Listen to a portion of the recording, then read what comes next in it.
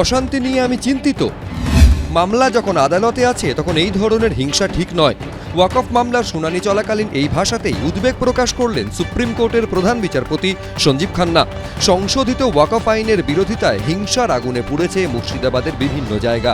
অশান্ত হয়েছে দক্ষিণ 24 পরগনার ভাঙড়ও। খুকুমনি হার্বাল লিকুইড সিঁদুর তুলসী ও চন্দনের গুণে সমৃদ্ধ।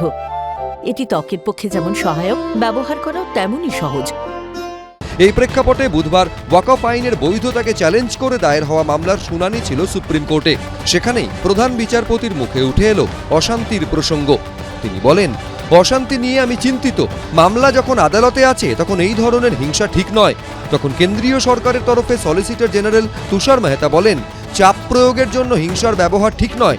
এর বিরোধিতা করে আইনজীবী কপিল সিব্বল বলেন, চাপ কে তৈরি করছে এটা বলা যাবে না। অন্যদিকে এদিন নেতাজি ইন্ডোরে ইমাম ও মুয়াজ্জেমদের সভা থেকে বাংলায় সভা সমিতির অনুমতি প্রসঙ্গে ইঙ্গিতপূর্ণ মন্তব্য করেন মুখ্যমন্ত্রী। বাংলায় তো ফ্রিডম আছে, সিপিএম র্যালি করে, সিপিআই করে, আল্ট্রালেফরাও কখনো কখনো করে, এসইউসিও করে, কংগ্রেসও করে, আর বিজেপি তো পারমিশনের প্রয়োজন নেই, আসল জায়গা থেকে চলে আসে। নকল লোকেদের পারমিশন আসল জায়গা থেকে চলে আসে। আমি কি বলছি বুঝতে পারছেন, ইশারাই কাফি।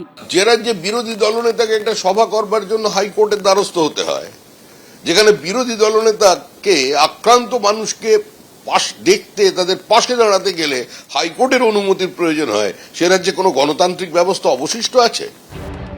মুর্শিদাবাদে অশান্তির ঘটনায় এনআইএ তদন্ত চেয়ে কলকাতা হাইকোর্টে দুটি মামলা দায়ের হয়েছে। সংযুক্তা সামন্ত নামে এক আইনজীবী এনআইএ তদন্তের আর্জি জানিয়ে প্রধান বিচারপতির দৃষ্টি আকর্ষণ করেন। বৃহস্পতিবার মামলার শুনানি। বিচারপতি তীর্থঙ্কর ঘোষের এজলাসে একই মর্মে মামলা করেন ঘটছাড়াদের একাংশ। বৃহস্পতিবার এই মামলার শুনানির সম্ভাবনা রয়েছে। এরই মধ্যে অশান্তির তদন্ত করতে 9 সদস্যের বিশেষ তদন্তকারী দল তৈরি করল রাজ্য সরকার।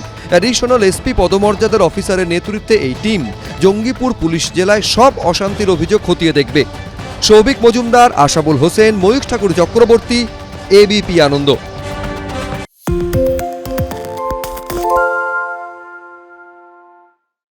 সত্য অন্তহীন, সত্যের খোঁজও তাই, সত্য সন্ধানে তাই আমরা অক্লান্ত, অকুতভয়। এবিপি আনন্দ নতুন ভাবনার প্রতীক, যা মনে মুক্ত, তথ্যে যুক্ত এবং যাবতীয় সীমানার বাঁধন থেকে মুক্ত।